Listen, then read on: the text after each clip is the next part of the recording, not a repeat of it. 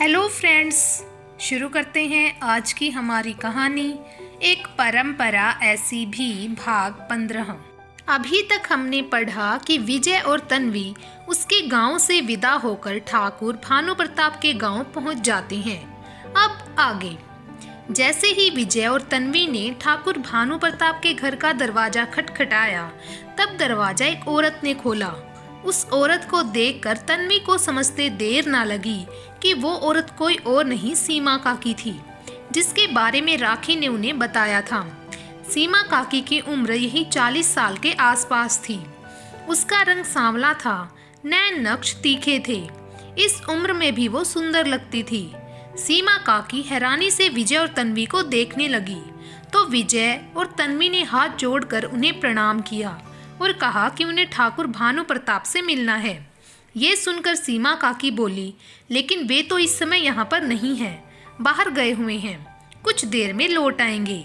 ये सुनकर तन्वी बोली, कोई बात नहीं, हम उनका इंतजार कर लेंगे। ये कहकर वे दोनों बाहर ही रखी एक कुर्सी पर बैठ गई। सीमा काकी उनके लिए चाय नाश्ता ले आई।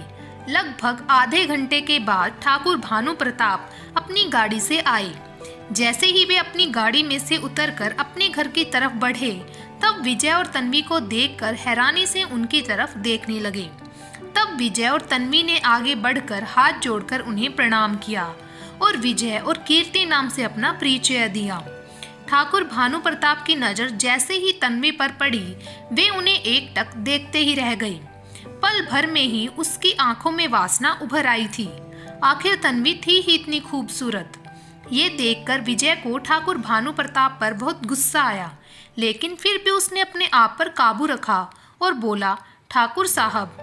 तब ठाकुर भानु प्रताप जैसे अपनी नींद से जागे हो। फिर वो बोले, हाँ बोलिए, थम लोग के वास्ते यहाँ आए हो? ये सुनकर विजय बोला, हम सरकार की तरफ से सर्व शिक्षा अभियान के तहत यहाँ आए हैं। हर गांव में कुछ दिन रुककर वहाँ के लोगों को शिक्षित करना, उन्हें लघु कुटीर उद्योगों के बारे में बताना, यही हमारा काम है। आप इस गांव के सबसे सम्मानित व्यक्ति हैं, इसीलिए हमने आपसे मिलना मुनासिब समझा। हमें आपकी मदद की जरूरत है।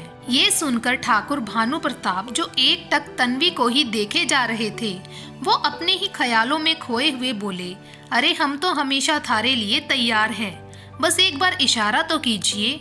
ये सुनकर विजय बोला, क्या ठाकुर साहब, मैं कुछ समझा नहीं।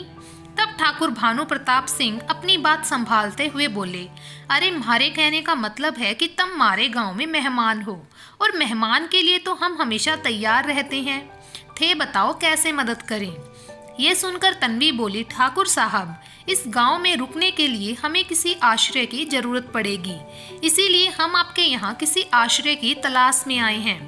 अगर आप अपने यहाँ या कहीं पर भी हमें रहने के लिए घर दिला दो तो आपकी बड़ी मेहरबानी होगी। ये सुनकर ठाकुर भानु प्रताप फिर से उसकी खूबसूरती में खोए हुए बोले, थारे को घर की क्या जरूरत है, हमारे दिल का दरवाजा ही थारे लिए घर है। ये सुनकर विजय बोला, ठाकुर साहब आप क्या बोल रही हैं, हमें कुछ समझ में नहीं आया। तब ठाकुर भानु प्रताप सिंह फिर से हड़बड़ा कर बोले, हमारे कहने का मतलब है कि थे हमारे गाँव में अतिथि हो, और अतिथि के लिए तो तुम्हारे दिल में भी घर है, तो फिर यहाँ घर मिलना कौन सा कठिन काम है।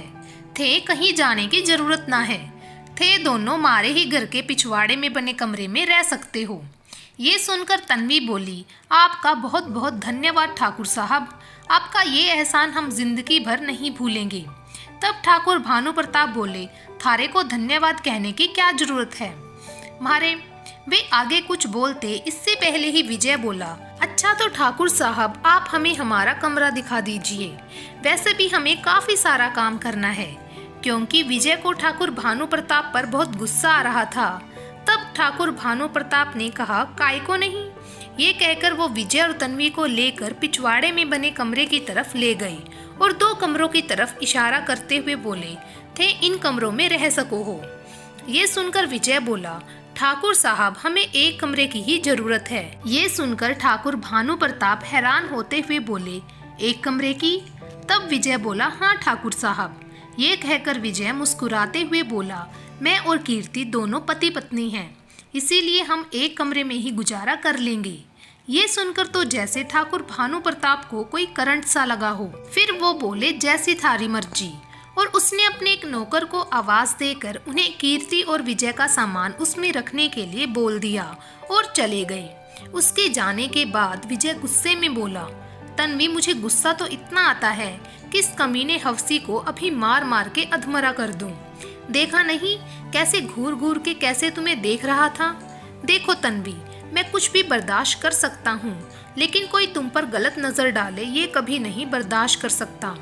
ये सुनकर तन्वी बोली, विजय, ये समय गुस्से से नहीं होश से काम लेने का है। हमें इसी तरह ही ठाकुर भानु प्रताप को अपनी बातों में फंसाना होगा। जब तक हम ठाकुर भानु प्रताप को रंगे हाथों नहीं पकड़ लेते, हम उसके खिलाफ कोई ठोस कदम नहीं उठा सकते। तभी नौकर ने उन दोनों का सारा सामान उस कमरे में रख दिया और वहां से चला गया। तब विजय और तन्वी अपने कमरे में आ गई। तब तन्वी बोली, विजय, हमें बहुत ही सावधानी से काम करना होगा। जितना हम सोच रहे थे, मुझे लगता है ये ठाकुर भानु प्रताप उससे भी ज्यादा घटिया इंसान है।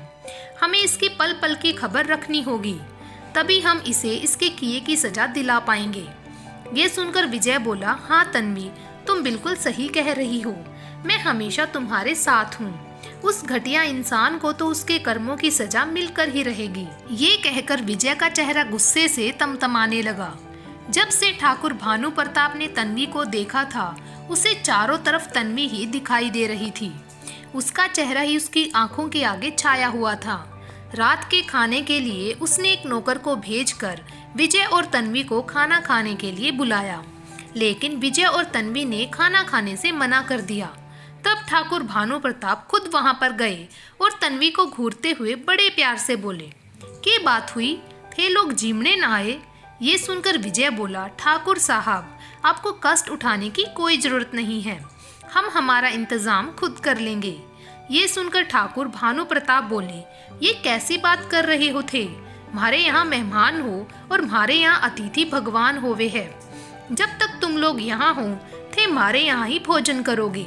विजय ने फिर मना करना चाहा तो तन्वी ने आंखों से इशारा करके उसे हाँ करने के लिए कहा। तब विजय कुछ बोल ना सका। तब तन्वी बोली, ठाकुर साहब, आप बड़े अच्छे इंसान हैं, जिसने हमारे बारे में इतना कुछ सोचा। हम आ जाएंगे। ये सुनकर ठाकुर भानु प्रताप कुछ कहता, उससे पहले ही विजय बोला, अरे कीर्ति, कुछ काम है, चलो अंदर चलते हैं। ये सुनकर ठाकुर भानु प्रताप को विजय पर गुस्सा आया, लेकिन वो कुछ कह नहीं सकता था। विजय तन्वी को लेकर अंदर चला गया। विजय कहने लगा, तन्वी। तब तन्वी बोली, मैं जानती हूँ विजय, तुम्हें भानु प्रताप पर गुस्सा आ रहा है, लेकिन हमें उसके खिलाफ सबूत इकट्ठा करने के लिए उसके सामने अच्छा बनने का नाटक करना होगा। उसकी हाँ में हाँ मिलानी होगी, तभी हम उसके खिलाफ कुछ सबूत इकट्ठा कर सकते हैं।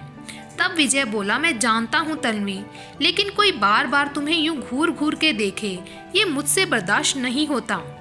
तब तन्वी बोली, देखो विजय, ये हमारा काम है और यहाँ पर हमें ये भूलना होगा कि लोग हमारे बारे में क्या सोचते हैं, हमें किस नज़र से देखते हैं। हमें सिर्फ हमारी ड्यूटी निभानी है।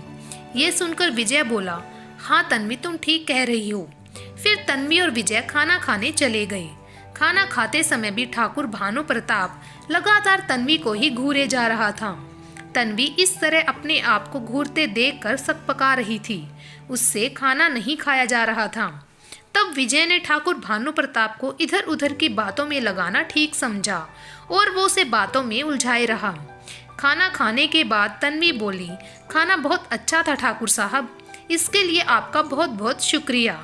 अब हम चलते हैं। उसके किसी जवाब की प्रतीक्षा किए बिना ही विजय और तन्वी अपने कमरे में आ गए। जब से ठाकुर भानु प्रताप ने तन्वी को देखा था, उसे चारों तरफ तन्वी का चेहरा ही दिखाई दे रहा था। सारी रात वो नींद में करवट बदलते रहे और बार बार तन्वी के बारे में सोचते रहे। वो अपने आप से बातें करने लगे कि गजब है ये छोरी शहर की। सारी उम्र गुजर गई, लेकिन ऐसी रूपवती तो कहीं ना देखी। पहली नजर में जादू कर दिया इस छोरी ने मारे पर, मारे रंग में बस गई है। एक बार ये छोरी मारी हो जाए, फिर मारे को कुछ ना चाहिए। सारी धन दौलत कुर्बान कर दूं इसकी एक झलक के वास्ते, लेकिन यहाँ का भरतार, उसका तो कुछ करना पड़ेगा। एक बार ये छोरी मारे को मिल जाए, रानी बनाकर रखूंगा इसे, रानी। यही सब सोचते सोचते ठाकुर भानु प्रताप तन्वी के बारे में उल्टा सीधा विचार सोचते रहे और यही सब सोचते सोचते उसकी कब आंख लग गई उसे पता ही नहीं चला। दूसरे दिन सुबह ही जल्दी ही दरवाजा खटखटाने की आवाज सुनकर तन्वी नींद से जाकर दरवाजा खोलने गई। जैसे ही उसने दरवाजा खोला तो उसने देखा कि एक लगभग 28-29 साल की युवती, लंबा कद, सांवला रंग, भरा पूरा शरीर, तीखे नैन नक्श और ग्रामीण वेशभूषा पहने, हाथ में कुछ फूल लिए उसके दरवाजे पर खड़ी थी। उसे देखकर तन्वी ने बोला कि आप कौन हैं? मैंने आपको पहचाना नहीं। वो युवती कुछ कहती उससे पहले ही विजय भी ये कहते हुए कौन है दरवाजे पर आ गया।